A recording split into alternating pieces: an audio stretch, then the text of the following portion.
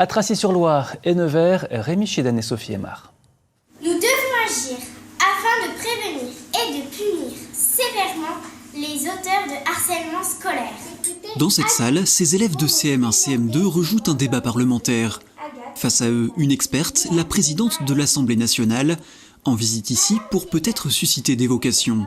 On voit bien que le débat, la discussion, l'argumentation, ça prend dès le plus jeune âge et c'est ça qu'on a besoin et c'est ça la base de la démocratie. Notre devoir, c'est de les encourager, de les inspirer parce que c'est eux qui formeront ils la forment déjà notre nation, mais c'est eux qui formeront les citoyens de demain et qui voteront et qui s'engageront, qui seront députés, maires, présidents.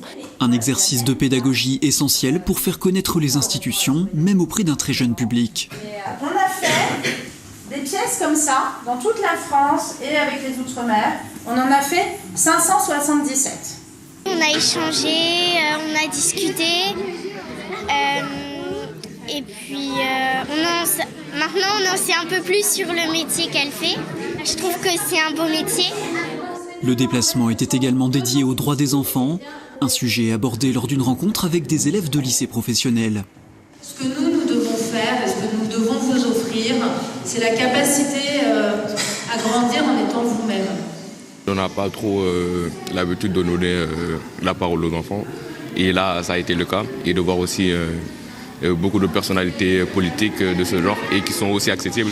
Ça a été vraiment un plaisir de les rencontrer. Et la Nièvre n'avait pas été choisie au hasard. Députée de la première circonscription, Perrine Goulet est depuis un an à la tête de la délégation parlementaire aux droits des enfants mise en place par Yaël Braun-Pivet. C'est grâce à elle que cette délégation que j'ai l'honneur de présider a été créée, ce qui montre son implication sur le droit des enfants et ce qui va nous permettre, je l'espère, de continuer à l'Assemblée nationale à promouvoir ces droits des enfants et à faire résonner l'Assemblée nationale avec les droits des enfants qui jusqu'ici étaient un peu les absents.